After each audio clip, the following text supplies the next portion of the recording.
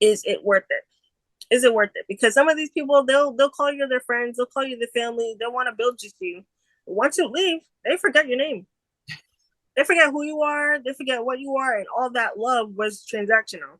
Hi, thank you so much for joining me today. My name is Crystal, and welcome to my channel where I discuss my experience while in LTD Amway for about a year and 8 months. Today, I get to interview a former LTD member, Natalie, who was in for about 2 years in the Boston area. She shares her experiences, everything she went through, and even offers some advice to those who are in and to those who actually want to leave. So, join us for this interview, and I'll come back after with some more details.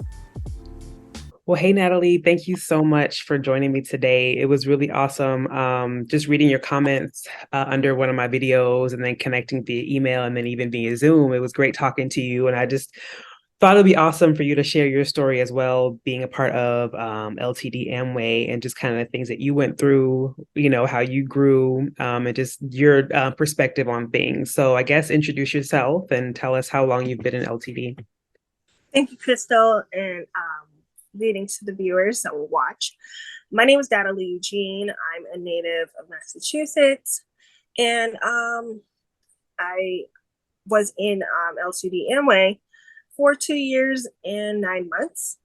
Um, it was a very interesting experience. I learned a lot, but overall, I didn't think that it was really worth my time and energy to continue on with that pursuit.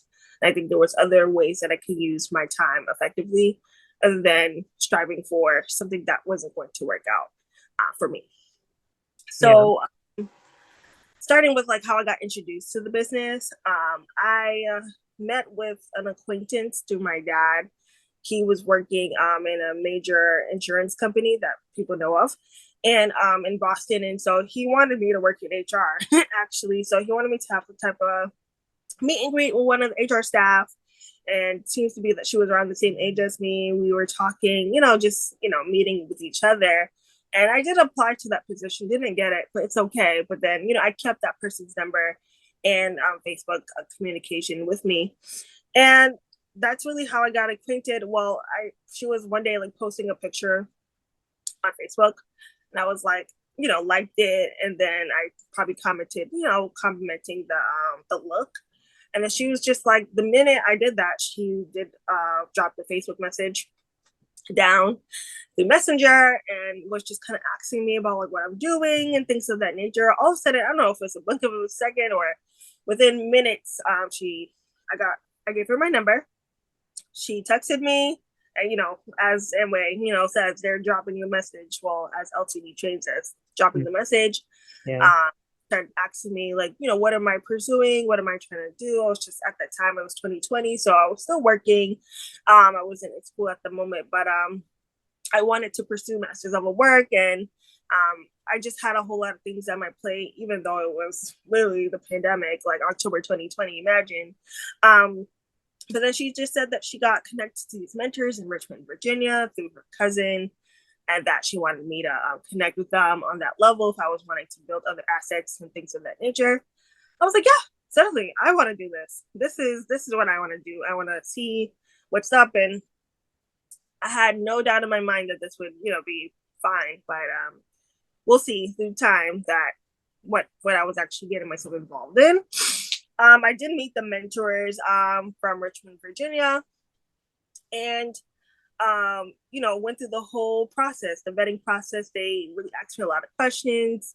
I met with their platinum, went through the whole thing, info sessions to trainings, learning more about the Amway business, because that's when they, finally told me after like the third, fourth encounter that this was Amway business, and showed me what LTD was. It was this educational system that helps people, keep their business and build their business through conferences and different seminars and trainings throughout the year. And yeah, October 8th, 2020, I signed up for LTD, Amway, how my business started.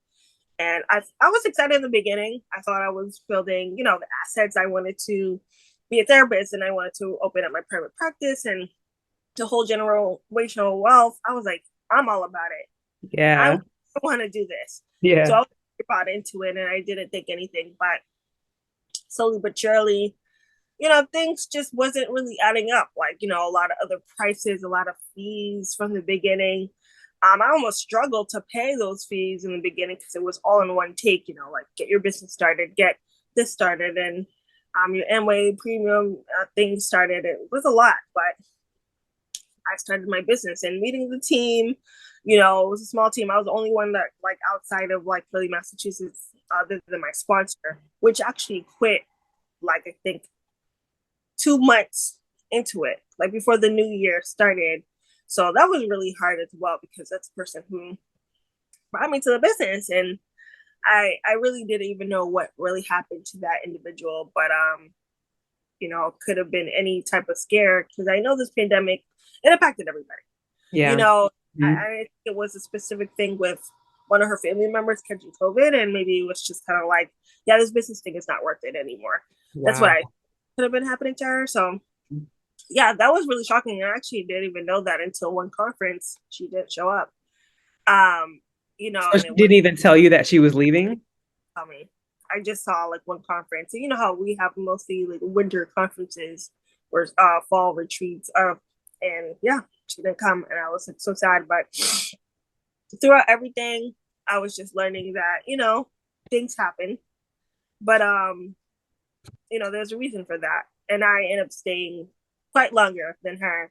And sometimes I'm like, how did that happen? But I learned a lot.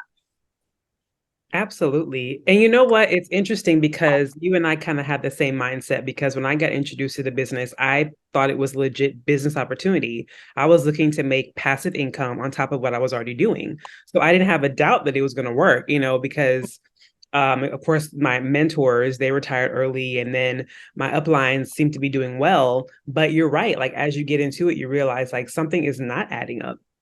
How did you feel?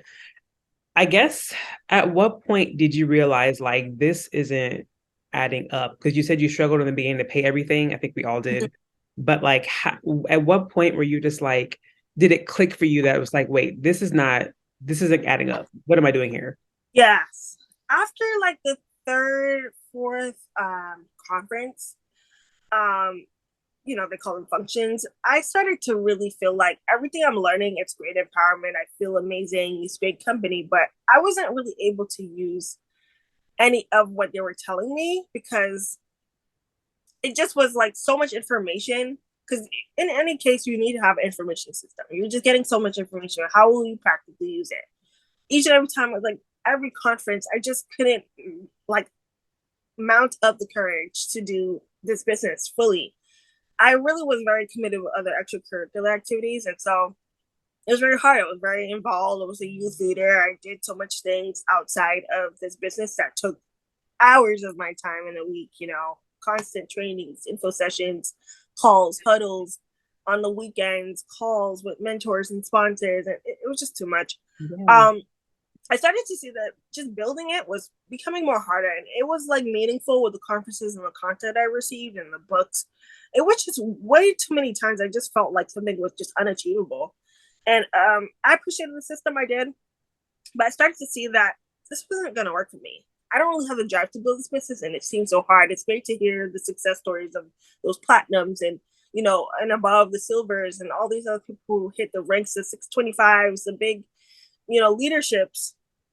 But I just felt like there wasn't enough information on like how people did something. It was just kind of like you see the glory, you don't know the story 100%. And I feel like it was just way too much of those steps that they took, those leaders took, that they're not explaining, and that's how they're getting to like what they're doing. And like I'm not gonna get that information. I'm not gonna see really what it took. Are they buying, their well, not VCS, but like like all their shipments? Are they really doing a lot of like scheming things to like get more people in? Are they not explaining some things? That's why they get a lot of people there. Like I felt like at some point it was just like I think they're doing something wrong.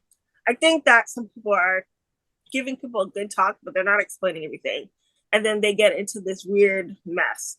And I think especially one of the last things that really, it's like when they were doing the huddles, where they tell you like the words to say, like people were able to know exactly what it was. It was Amway.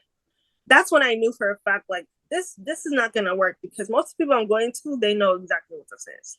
And Uh, they're not caught into any of it. And I just wasn't getting anybody to do QI with. It was really, really hard. And I'm like, something's just not adding up because the system that works, it's not working for me. oh my gosh, I'm so glad you said that because I feel like at one point I was like, what am I doing wrong? Because I did everything that you were doing, like all the huddles, all the meetings, all the conferences, the functions that they call it, all of those things. And it was just like I wasn't at the beginning, I was like, why am I having such a hard time just getting somebody in?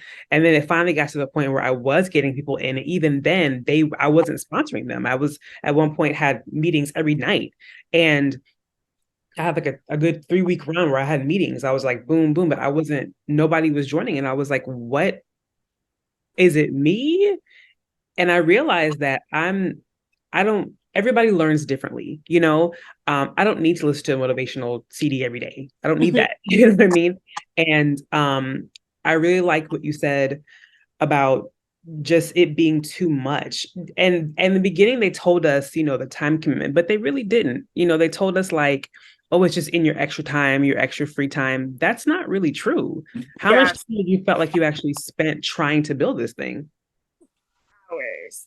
We had those on Sunday trainings from like 8 to 10, sometimes 11. You had the overnight ones. I forgot what they called them. When The they night do owls? the night owls. Ever so often, you were on chats. You were messaging your uplines and mentors. You were watching the random lives that they did and with their diamonds, watching videos, listening to podcasts, more than two each day. It was hours each week, like about like 10 at least. Oh my gosh. So did you feel once you left, how did you feel when you realized you didn't have to do any of that stuff anymore? Like, how did you feel? Freedom. I felt like all the time in my hands. Like there's sometimes I thought like I was just like too busy for something, but I'm like walking after work. Like I could sleep, I could like do whatever I wanted to do. I don't have to look at my phone blasting about, oh, like share this summary, share this update, call these people, how to play with this person on the weekends, go on this call for an hour or two, go to this night out, go to this conference. Can you pay for your ticket yet? To this conference that's happening. None of it anymore. I was just free. My mind was free. My thoughts. Did you feel like you were being harassed whenever you got those messages to the app of like, do this, Oh, do that? it was too much. It was too much. It is like looking back, and you said something about how you stayed in longer than you feel like you should have. I felt the same way because I was like, how looking back, why did I deal with that? Mm-hmm. And even now, like all of my notifications are on silent. All of my apps, I don't want nothing to come through because it was so much that came through at that time. I was like, I don't even want nothing to come through. I want to go back to when you talked about how your sponsor quit and you Mm-hmm. were kind of left alone. Because it's hard building the Amway business when you don't have like people down the street. You know what I mean? It's kind of challenging. How was that for you trying to build a business in a city by yourself?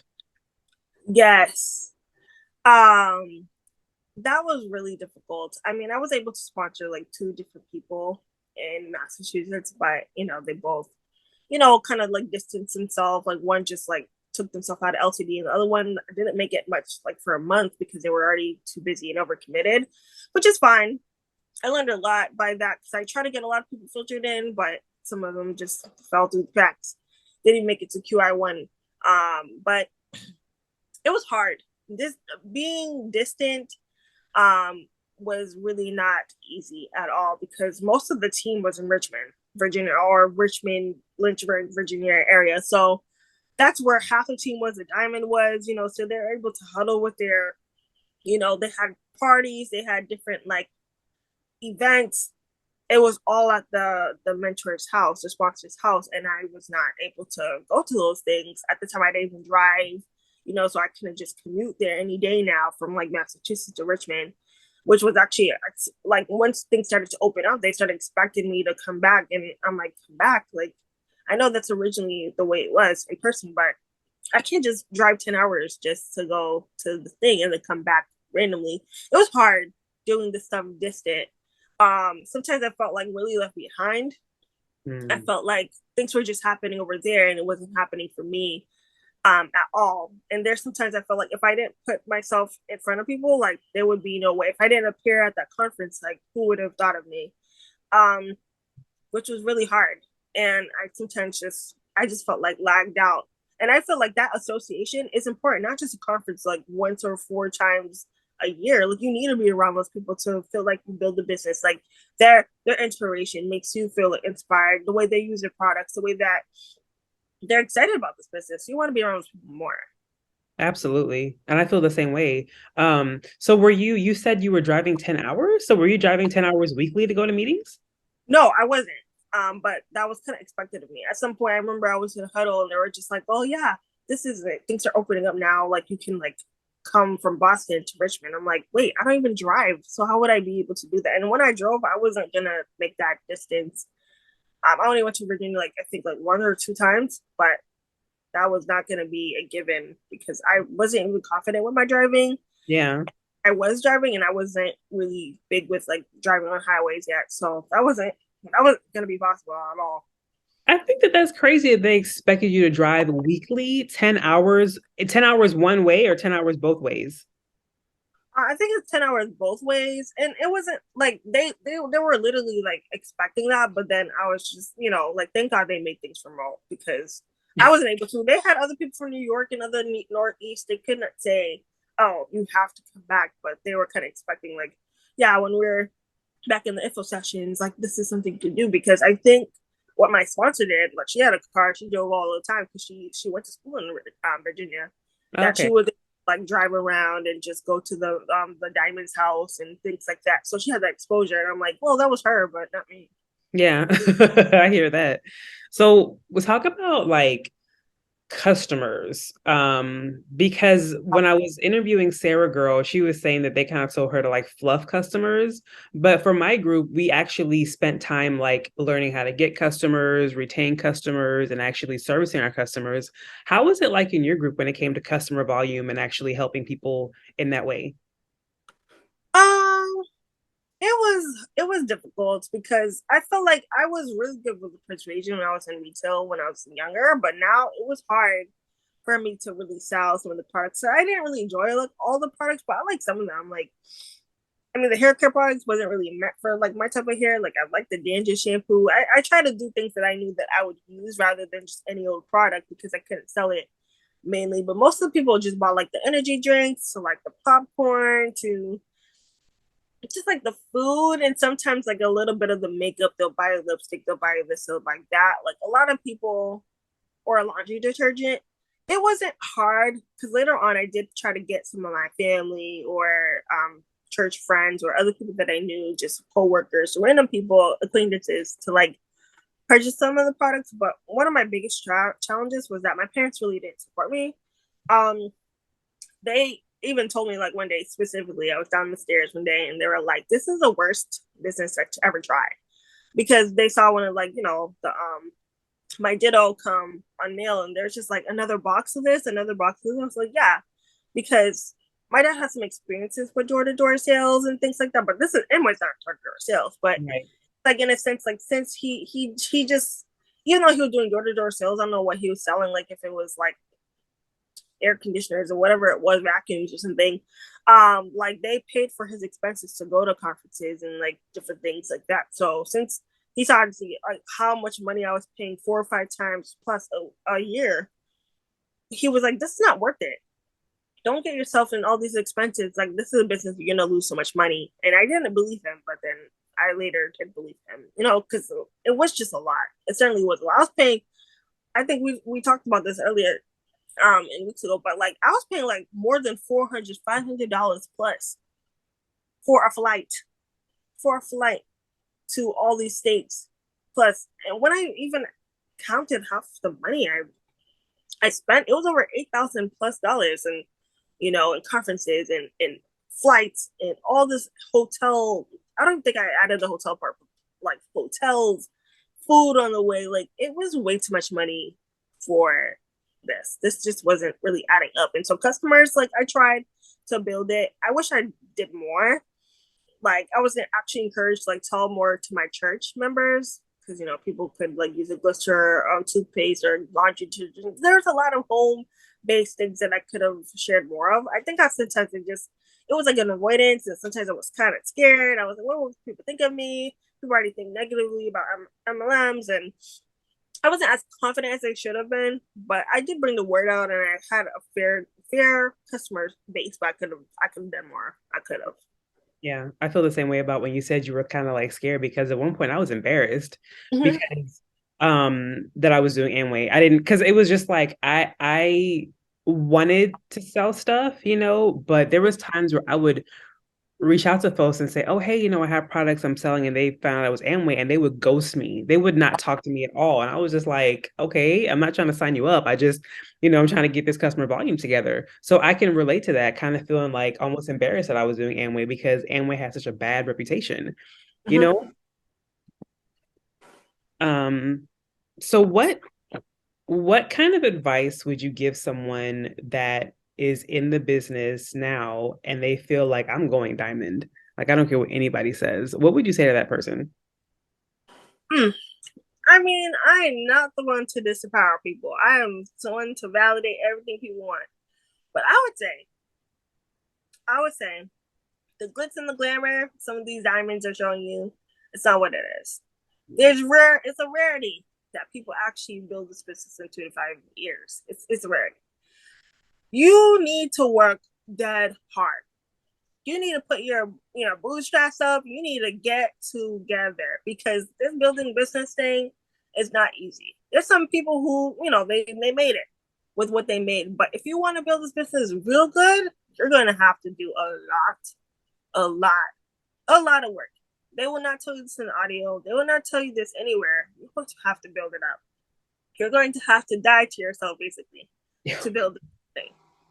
A That is lot. Lose your emotion, lose your ideas, lose your personality, lose yourself to this business. That's how you're going to build it because it's going to take so much. Uh, People may hate you for it. People may not like you for it. You may have a bad name in the community. But if you really want to do this, close your eyes and do it. Like it can work. But whatever they're selling you, it's not going to work like that. You're going to have to do a lot more really hard, deep, grunting work to be done.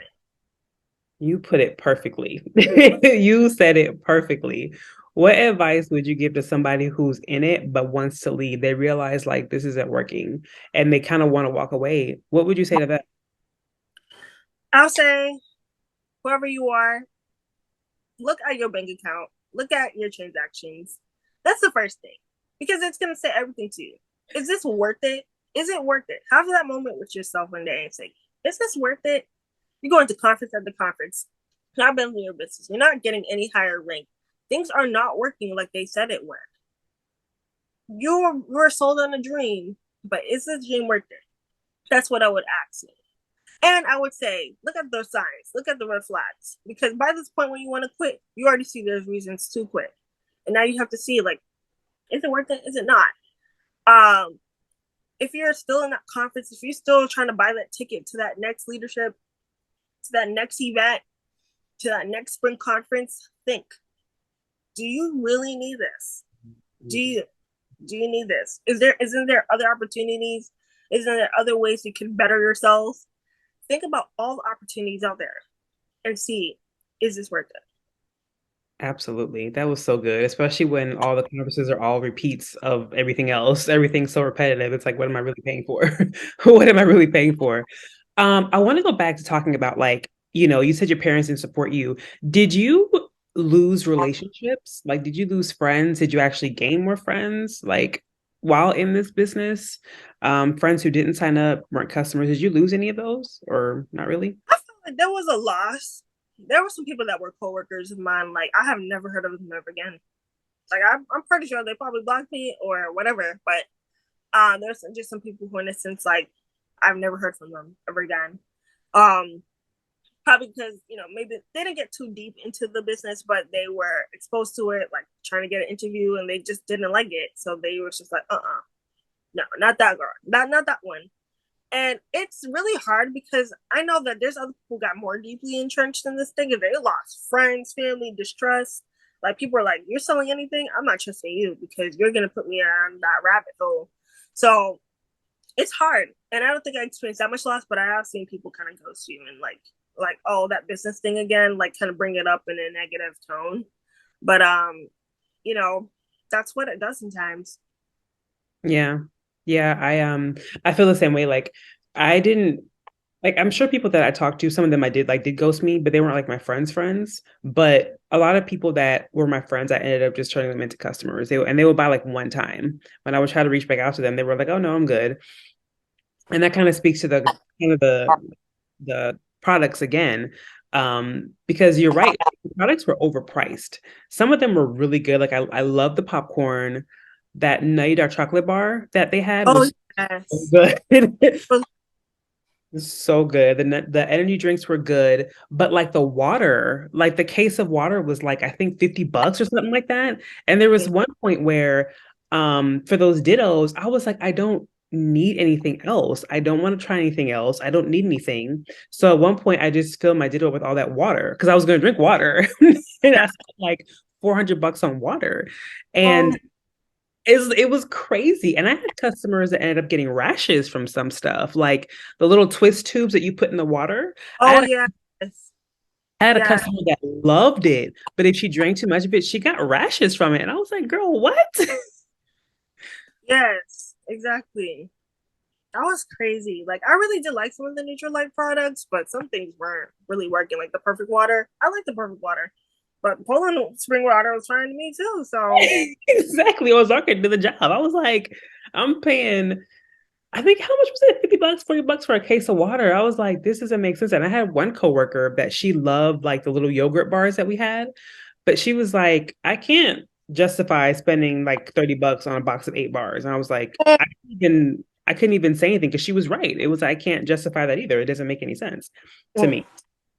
So now that you're gone, have you talked to anybody that's in the business? Do you still keep in touch with anybody? no, no. I actually the day that I quit, that was October 17th. I haven't heard anything from anyone. Only one person that I think was kind of just saying, "Hey, how you doing?" in a text, but I haven't heard from them again. Like I think I even like I still follow this person on Facebook, but it has been quiet. Like when they said your phone is dry, Yeah. phone been, and that's something to rejoice about. It's Yeah. okay, but I haven't heard back from anyone. Not Wow. even like, oh, I saw that you left. Oh, no, no, nothing. Nothing. So how did you actually leave? Did you message anybody? Did you just stop you know, Mm. talking to people or how did you actually leave? Yeah, I love the way that you left because that was way more formal. What I did was kind of like wrong, but at the end of the day, I'm just like I had to do it. So it was leading up to the summit conference where they have this big summit in St. Louis, Missouri, and I paid for my ticket, or I believe I did. Oh no, no, there was a ladies leadership, that they have. I think it was North Carolina, and I was planning to go, but then all of a sudden I'm like, no, that was the first conference I actually never attended. That was like a big one. And then it led to the summit conference where that's when I'm like, yeah, this is not working out anymore. I think that ladies leadership was probably July or August. And so a couple of months into it, I started to just like, yeah, this fall I have to leave. So the summit conference, I believe I paid my ticket, and then I just asked for a refund before the Okay. conference. And I guess they were just kind of wondering, like, they were texting me like, "Oh, what's the travel plans?" Because mind you, they didn't communicate with me all months, all these months after that women's leadership. It was like almost a rarity hearing them. And then all of a sudden, they were like, "Oh, so when's your flight coming? Are you coming this week?" And this like that, like when are you gonna arrive to St. Louis? I'm like, all this time you didn't even say anything to me. But now you're like, when will I arrive and all that stuff? Like, I was like, yeah, this is not worth it. And I just remember I was in a shuttle bus to like a destination in Boston, and I was just like, yeah. I kind of just called the person. I'm like, yeah, I'll put my ticket in, and then all of a sudden I start to think through it. I'm like, this is not gonna be worth it. Mm-mm. Mm-hmm. They're not in my best interest at all. Like, if I could find a whole text message of like the last conversation, I was so shocked. I was like, wait, all these months you never even saw me, but then all of a sudden you're asking for when I'm gonna make it. They were like, oh, they're trying to coordinate for the weekend. When do you think you'll arrive to St. Louis? I was like, when do you think I'll arrive in St. Louis? I mean, all month long. What, like, what was going on? And I literally, it's been so sporadic with the communication too. They just call and they do what they do, but then they just kind of like ignore you. And then it's just when it's business matters, let's text you again. And it's like, okay, thank you for these nice updates about the calls, things like that. But I'm like, no. So that day, I think I just refunded my ticket, or I just probably didn't pay for it. And I was like, yeah, that's my last. And October 8th was the day that I just said, LTD, no more. Hey, it works. I think if it works for you, I think it's appropriate. Mm-hmm. Um, and so last question, would you recommend Amway LTD to anybody that you know, don't know, enemy, foe, anything? Would you ever recommend to anybody? That's a good question. I feel like, I mean, I don't know if I would recommend, but I feel like LTD is for someone. It clearly is working for somebody, and they just need to be as driven as those people are. And like having a 5-10 year plan for themselves and wanting to build themselves in that way. LTD is good for a lot of people who either just want that community, they want to be connected to other entrepreneurs or young professionals that just want better for themselves. I was sold into that, and that's what I think made me stay for as long as I did. Yeah. But I wouldn't really recommend it for anyone. But I think that they might just have a good name throughout the world, and so I wouldn't recommend it, but I would for some people who are more driven and people have like more of a futuristic plan for themselves. Yeah, that makes sense. It does. I kind of feel the same way. Like certain aspects, the books, some of the relationships are great, but as far as the money part, I wouldn't recommend it as a business deal. No, no, no, no, no. Yeah. Well, it was so nice talking to you and hearing your perspective and how the things you went through and just kind of the advice you would give to others out there. Thank you so much for talking with me. Anything else you want to share or say? Such a pleasure, Crystal. I would just say, MLMs, they seem very, helpful in the beginning. People get very bought into it, but get the facts. Like research things through. I know they give you an education system to put in your brain. That's the only thing to immerse yourself in. But look at those YouTube videos. Here, this video, and see for yourself. Like this is people's experiences as well. If certain things aren't adding up anymore, and you're just getting itchy ears when you're going to these info sessions, these functions, saying the same old thing over and over again, you have to think through it. Is it worth it? Is it worth it? Because some of these people, they'll call you their friends, they'll call you their family, they want to build just you. Once you leave, they forget your name. They forget who you are, they forget what you are, and all that love was transactional. It Mm, wasn't transformational. It was just transactional. So you'll be no good to these people if you quit. You'll be forgotten.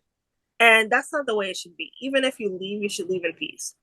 Not in a way where people are just like completely just acting like you're just good for the money and then they just don't remember you. Um, but I think it's also get yourself in the right team. Get yourself in the right team because that's what plays into it. Because when you're introduced to these education systems, AMOs, like it's the team that you're faced with the most. Not with Amway, it's with the team. If you're an LTD, if you're BBW, if you're in worldwide group, if you're in this group and that group, it's the team. Find the right team, find the right upline, find the right people who have the right structure, the right work ethic, the right heart to build the same. They do it with their heart, not just for money, not just viewing people as dollars. Find the right team, and you could probably switch your team. I heard there was a new Amway group like in Boston, and I'm like, I know acquaintance was saying, oh, you could transfer it through. I just didn't want to be part of it anymore. But hey, you could consider being in other teams. You could switch to another team to understand a different philosophy and things like that. So try things out, um, and just know what you can do. All those LTD prescriptions, they're they're optional. Even though I didn't think they were optional, I was actually advancing some of my packages from the basic to the premium when I was paying like what $89 to like $149 a month for audios and media and the messaging app and all this crazy stuff, which was a lot. But like there's other ways to do things. If you just need to read your books, go to conferences instead of putting a major emphasis on stuff you don't really need. Because, they don't tell you they're getting money off of all these things, but they are. Every speaking engagement, they get the 30, 40 minutes of fame, they're getting paid for that. So they don't say it, but that's where the wealth is coming from. Yeah. Thank you so much for saying that. And thank you so much for your transparency and your courage for even just speaking up and talking about your story. I really appreciate you. Thank you so much for your time, and would love to even reconnect later to do a part two, if we can. Certainly, part two, I'm so down. Thank you so much for watching. I hope you enjoyed the interview with Nathalie. If you'd like to reach out to her, she has left her information below. And if you want to file a complaint with the FTC, please click the link that I have in the description where you can just let them know about your experience. You can even list how much money you've lost. I did that a while ago, and I think that they are collecting all of those complaints to move forward with maybe an investigation. So if that's something that you want to do, click the link below. And again, thank you for watching. Thank you for subscribing. Thank you for all the emails and videos that I've gotten from people. And I hope you have a great day. Thanks again.